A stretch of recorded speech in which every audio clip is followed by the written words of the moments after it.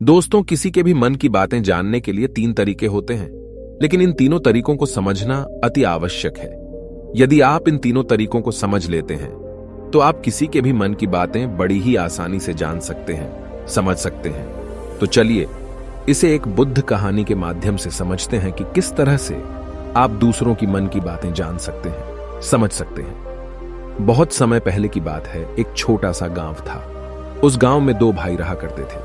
बड़ा भाई अंधा था, जिस कारण वो हमेशा घर पर ही बैठा रहता था, और छोटा भाई खेती किया करता था। लेकिन खेतों में अधिक जानवर आने से पूरी फसलें नष्ट हो जाती थीं, जिस कारण छोटा भाई बहुत परेशान हो चुका था। तभी उसे एक तरकीब सूझी। एक दिन उसने सोचा, खेतों में से इन जानवर को भगाने के लिए क्यों ना मैं अपने बड़े भाई की मदद लूं। वैसे भी बड़े भैया अंधे हैं, अगर वह खेत में बैठे रहेंगे और जानवरों की आहट आने पर वो उन्हें जोर से चिल्लाकर भगा सकते हैं, जिससे हमारी फसलें बच सकती हैं। इसलिए उन्हें मैं खेत में बिठा देता हूं। ये सब सोच विचार करने के बाद उसने अपने खेत में ही एक छोटी सी झोपड़ी तैयार की और अपने अंधे भाई को उस खेत में बिठा दिया और उनसे कहा, भैया, यदि कोई जानवर की आहट आपको सुनाई दे तो आप जोर जोर से चिल्लाना। ये सुनकर वो जानवर यहां से भाग जाएंगे और हमारी फसलें नष्ट होने से बच जाएगी।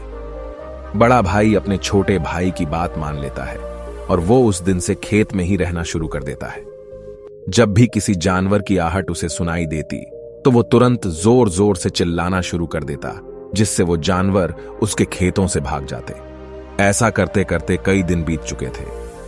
तभी एक दिन उसके खेत में एक हिरण भागता हुआ आता है और वह खेत के बांध को तोड़कर वहां से भाग गया। लेकिन उसी हिरण का पीछा करते हुए एक राजा भी उस खेत में आ पहुंचा। तभी राजा की नजर उस अंधे भाई पर पड़ती है। राजा उस व्यक्ति से कहता है, देखो, मैं यहां पर एक जानवर का पीछा करते हुए आया हूं। क्या तुमने उस जानवर को यहां पर देखा है? इस पर वो व्यक्ति कहता है, हे राजन, मैं तो अंधा हूं, मैं भला किसी जानवर को कैसे देख सकता हूं। लेकिन मैं आपको इतना जरूर बता सकता हूं कि जो जानवर मेरे खेतों से होकर भागा है वो आपके लायक नहीं है। आप उसके पीछे अपना समय यूं ही व्यस्त कर रहे हैं। राजा उस अंधे व्यक्ति की बात सुनकर बड़ा अचरज में पड़ गया। वो ये सोचने लगा कि आखिर ये तो अंधा है, फिर इसे कैसे पता कि जिस हिरन को मैं तलाश रहा हूं वह हिरन मेरे लायक है ही नहीं। ये अंधा व्यक्ति मुझे कैसे बता सकता है? तभी राजा उस अंधे व्यक्ति से कहता है, कहीं तुम मुझसे झूठ तो नहीं कह रहे? एक तरफ तुम ये कहते हो कि तुम अंधे हो और दूसरी तरफ तुम ये भी कह रहे हो कि जो जानवर यहां से भागा है वो मेरे लायक नहीं है। इस पर वो अंधा व्यक्ति कहता है, हे राजन, जिसे आप एक हिरण समझ रहे हैं, असल में वो एक हिरण नहीं है, बल्कि एक हिरणी है, और वो भी गर्भवती है। और जहां तक मुझे ज्ञान है, मैंने कभी किसी राजा को किसी गर्भवती हिरणी का शिकार करते हुए नहीं सुना है। और इसी कारण मैं आपसे ये कह रहा हूं कि वो हिरणी आपके लायक नहीं है। आप उसके पीछे अपना समय व्यर्थ ना करें। यह सुनकर राजा और भी अचरज में पड़ गया। वो ये सोचने लगा कि आखिर ये अंधा आदमी ये कैसे जान सकता है कि वो हिरणी है और गर्भवती है। राजा कुछ देर सोच विचार करने के बाद अपने सेनापति से कहता है, सेनापति जी, मुझे वो जानवर जिंदा चाहिए, क्योंकि मुझे यह पता करना है क्या वह हिरणी है और क्या वह गर्भवती है। क्योंकि यह अंधा आदमी बहुत विश्वास के साथ कह रहा है और मुझे इस बात की पुष्टि करनी है। यदि वह हिरणी हुई और गर्भवती हुई तो वह हमारे शिकार के लायक नहीं है, क्योंकि हम तो एक हिरण का पीछा कर रहे थे। इसलिए जाओ और पता करो कि क्या वो हिरणी है। सेनापति राजा से आज्ञा लेकर आगे की ओर बढ़ चलता है, और कुछ देर बाद जब वह वापस लौट कर आता है तो वह राजा को कहता है, हे राजन, इस अंधे आदमी ने जो भी बातें कही हैं वो बिल्कुल सही हैं। वो एक हिरणी ही है और वह गर्भवती भी है। यह सुनकर राजा आश्चर्यचकित रह गया। उसे समझ नहीं आ रहा था कि आखिर अंधा आदमी कैसे पता कर सकता है कि वह जानवर एक हिरणी है, और तो और वह गर्भवती है। भला एक अंधा आदमी यह कैसे देख सकता है? यह कैसे जान सकता है? आखिर इसे यह कैसे पता चला? ऐसे कई सारे प्रश्न अब राजा के मन में उमड़ने लगे। अब राजा ने यह ठान लिया था कि मुझे इस बात की तह तक पहुंचना ही है कि आखिर यह अंधा आदमी कैसे जानता है कि वह जानवर एक हिरणी है। यह सोचकर राजा उस अंधे आदमी के पास जाता है और उस अंधे आदमी से कहता है, देखो, मैं ये तो नहीं जानता कि तुम सचमुच अंधे हो या नहीं, लेकिन मैं तुमसे एक बात जानने आया हूं। क्या तुम मेरे प्रश्न का सही सही जवाब दोगे? इस पर अंधा व्यक्ति कहता है, हे राजन, आप जो कुछ पूछना चाहते हैं मुझसे पूछ सकते हैं, मैं आपको बिल्कुल सच सच जवाब दूंगा। इस पर राजा कहता है, देखो, एक तो तुम कहते हो कि तुम अंधे हो और दूसरी तरफ तुमने यह बता दिया कि जिस जानवर का पीछा मैं कर रहा हूं वह एक हिरणी है, और तो और वह गर्भवती भी है। आखिर तुम्हें यह कैसे पता चला? तुम्हारे खेत में और भी तो जानवर आते होंगे, और भी तो जानवर यहां से गुजरते होंगे, फिर तुमने यह कैसे अंदाजा लगाया? तभी वह अंधा व्यक्ति राजा से कहता है, हे राजन, आप जिस हिरणी का पीछा कर रहे थे वही हिरणी जब मेरे खेत में आई, उसकी रफ्तार और उसके भागने की आहट से मुझे यह एहसास हो चुका था कि यह एक हिरणी है, और मेरे खेत की जो बांध है वह बहुत छोटी है, उसकी ऊंचाई ज्यादा नहीं है। यदि कोई हिरण होता तो उस बांध को बड़ी आसानी से लांघ जाता, लेकिन वह हिरणी इस बांध को तोड़कर भागी है, और यदि वह इस बांध को छलांग लगाकर पार करने का प्रयास करती तो इससे उसके बच्चे को खतरा होता, और इसी बात से मैंने यह पता लगा लिया कि वह गर्भवती है। इस कारण वह ज्यादा ऊंची छलांग न लगाकर मेरे खेत की बांध को तोड़ते हुए भाग गई। इस पर राजा के मन में एक और प्रश्न उठा। राजा ने कहा, किंतु तुम्हें कैसे पता चला कि वो एक हिरणी ही है, और भी तो कोई जानवर यहां पर आ सकते हैं? इस पर वो अंधा व्यक्ति कहता है, हे राजन, मैं पूरा दिन सुबह शाम यहीं पर बैठा रहता हूं, और मेरी सुनने की शक्ति बहुत तेज है। मैं ये बाफ जाता हूं कि कौन सा जानवर मेरे खेत में आया है, और उसी के आधार पर मैं जोर जोर से चिल्लाता हूं ताकि वो मेरे खेत से भाग जाए और मेरे खेत की फसलों को नष्ट न कर पाए। राजा उस अंधे आदमी का यह जवाब सुनकर पूरी तरह से संतुष्ट हो चुका था। वो मन ही मन ये सोच रहा था कि आदमी भले ही अंधा हो, लेकिन ये तो बड़ा ज्ञानी मालूम पड़ता है। इस आदमी से कुछ ना कुछ तो काम निकलवाना ही चाहिए। ये विचार लिए हुए राजा वहां से वापस अपने महल की ओर लौट जाता है। राजमहल पहुंचते ही राजा उस अंधे व्यक्ति से कहता है, आप तो बड़े ज्ञानी व्यक्ति हैं, आपको किसी भी बात का पता बड़ी आसानी से चल जाता है। आज मैंने आपको यहां पर इसलिए बुलाया है क्योंकि मैं आपसे ये जानना चाहता हूं कि मेरी पत्नी पतिव्रता है या नहीं। इस पर वो अंधा व्यक्ति कहता है, हे राजन, ये कैसा प्रश्न हुआ? इस पर राजा कहता है, मैंने आपसे बिल्कुल उचित प्रश्न किया है, मुझे इस प्रश्न का उत्तर दीजिए। इस पर वो अंधा व्यक्ति कहता है, हे राजन, ये सारी बातें जाने दीजिए। आपकी शादी को इतने साल बीत चुके हैं, और अब आप ये बात क्यों जानना चाहते हैं? आपके मन में ऐसे प्रश्न क्यों उठ रहे हैं? इस पर राजा जिद करते हुए कहता है, देखिए, आपको मुझे इस प्रश्न का उत्तर तो देना ही होगा। यदि आप मुझे इस प्रश्न का उत्तर नहीं देंगे तो मैं आपको मृत्युदंड दे दूंगा। राजा के मुख से यह बात सुनकर वो अंधा व्यक्ति कहता है, हे राजन, यदि आप इस प्रश्न का उत्तर चाहते हैं तो उसके लिए आपको मेरा एक काम करना होगा। राजा कहता है, बोलो, मुझे क्या काम करना होगा? इस पर व्यक्ति कहता है, इसके लिए आपकी पत्नी को मेरे साथ कमरे में अकेले छोड़ना होगा। उस अंधे व्यक्ति की यह बात सुनकर राजा पहले तो क्रोधित हो जाता है, लेकिन फिर कुछ सोच विचार करने के बाद वह उस व्यक्ति की बात मान लेता है और अपने सेनापति को आदेश देता है, सेनापति जी, इस व्यक्ति को और मेरी पत्नी को एक कमरे में कुछ देर के लिए अकेला छोड़ दे। सेनापति बिल्कुल वैसा ही करता है। अब राजा की पत्नी और अंधा आदमी एक कमरे में बंद हो चुके होते हैं। तभी वो अंधा आदमी राजा की पत्नी से कहता है, मुझे आपको छूना है। इस बात पर रानी अत्यधिक क्रोधित हो जाती है और उस अंधे आदमी को वो पकड़ पकड़ कर पीटने लगती है, कभी हाथों से तो कभी लातों से तो कभी पटक पटक कर। इस तरह से उन्होंने उस अंधे आदमी की खूब पिटाई की। उसके बाद किसी तरह से वह अंधा आदमी अपनी जान बचाकर वहां से भाग निकलता है और वह राजा के पास पहुंचता है और वह राजा से कहता है, हे राजन, आपकी पत्नी पतिव्रता नहीं है।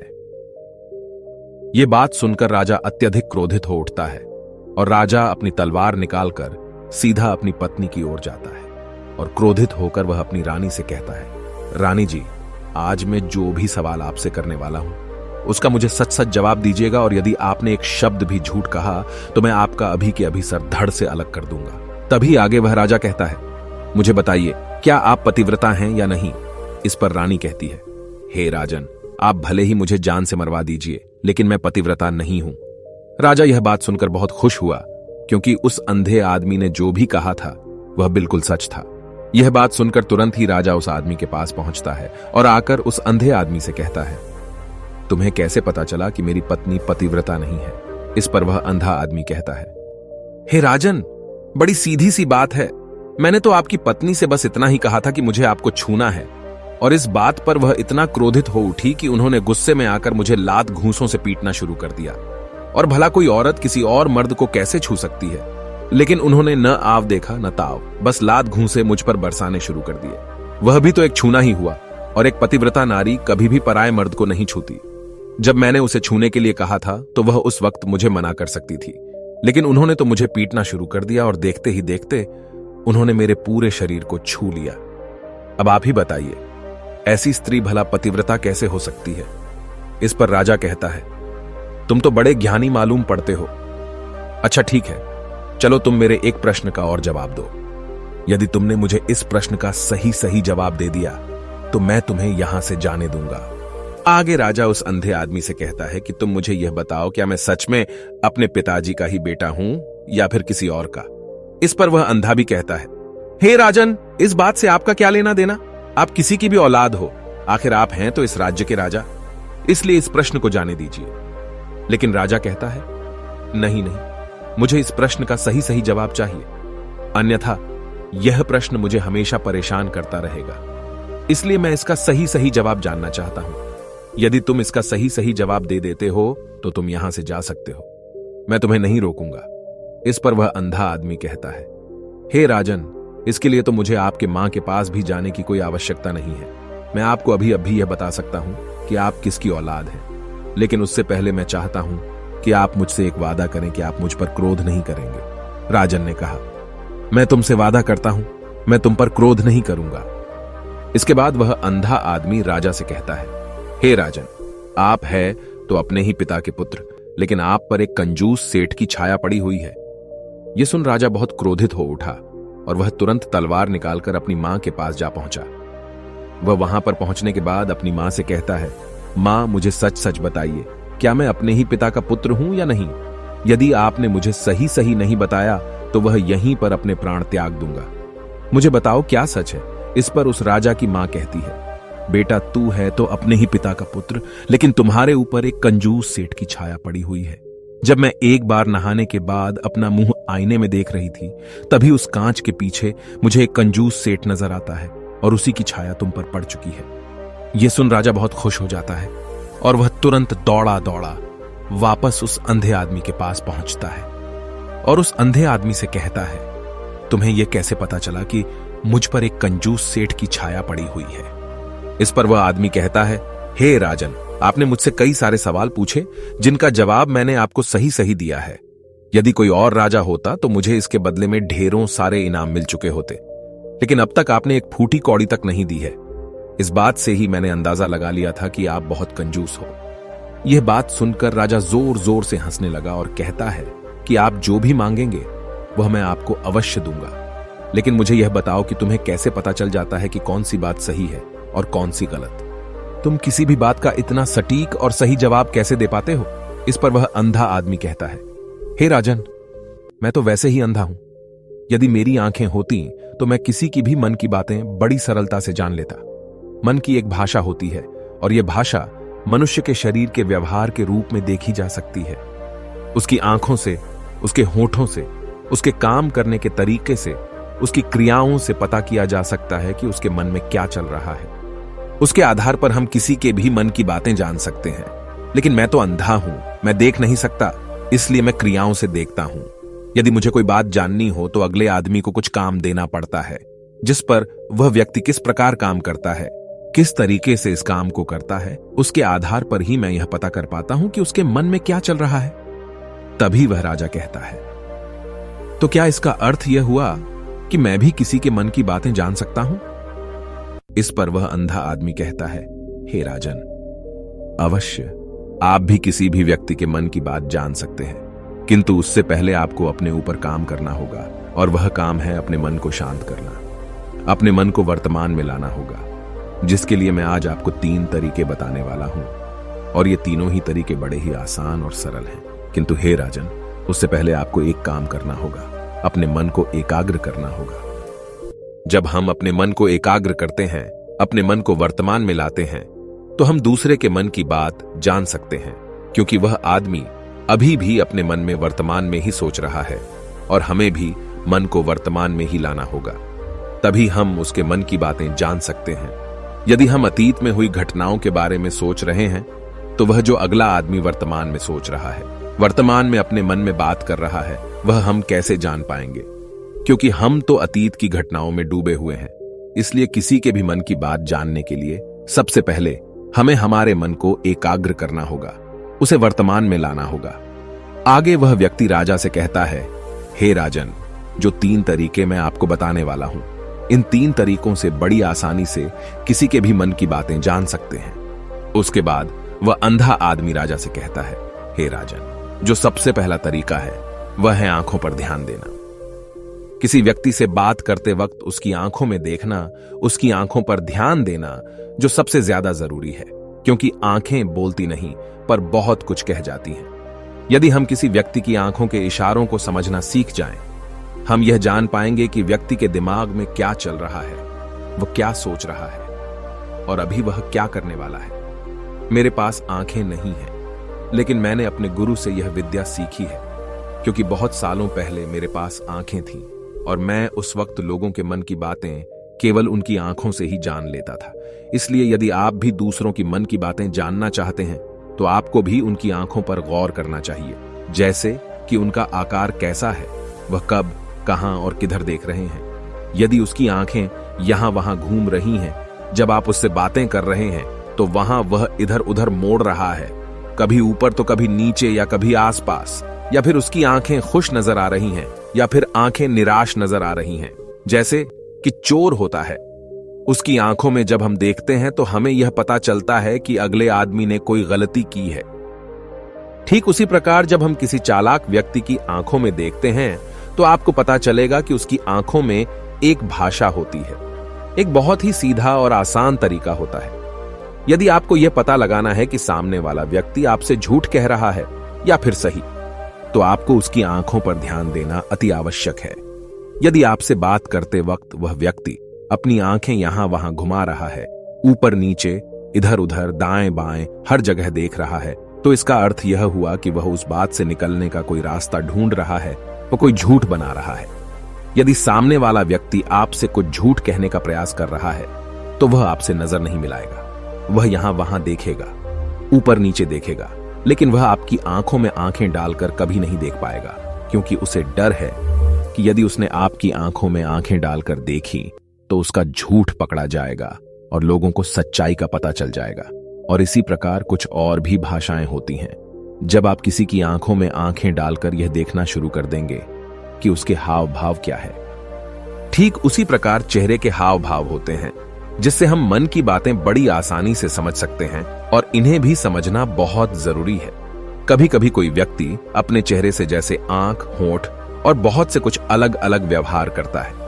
यदि आप किसी व्यक्ति के चेहरे में गौर करेंगे तो आप आसानी से समझ पाएंगे कि वह व्यक्ति निराश है, जब व्यक्ति बहुत उदास है, या फिर वह बहुत खुश है, या फिर उसे कोई बहुत बड़ा दुख है।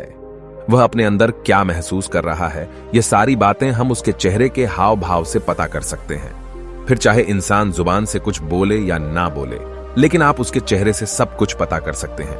आगे व्यक्ति राजा से तीसरा तरीका बताते हुए कहता है, हे राजन, इसी प्रकार तीसरी भाषा भी है, अर्थात तीसरा तरीका भी है, और वह है हाथों के इशारे और शरीर का व्यवहार। मन की बात समझने के लिए हमें हाथ के इशारे और शरीर के व्यवहार को समझना बहुत आवश्यक है। कोई व्यक्ति जब बात करता है तो आपने देखा होगा कि वो अपने हाथों को हिलाता रहता है, अपने हाथों से इशारा करता रहता है।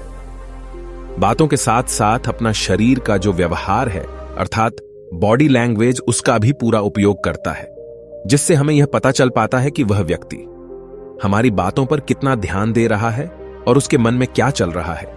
शरीर के व्यवहार को देखने के लिए उसके हाथ मटकाने, शरीर मटकाने और चेहरे पर बार बार हाथ लाने, हाथों का एक दूसरे से मसलना, ऐसी बहुत सी क्रियाएं होती हैं, उस पर हमें ध्यान देना अति आवश्यक है।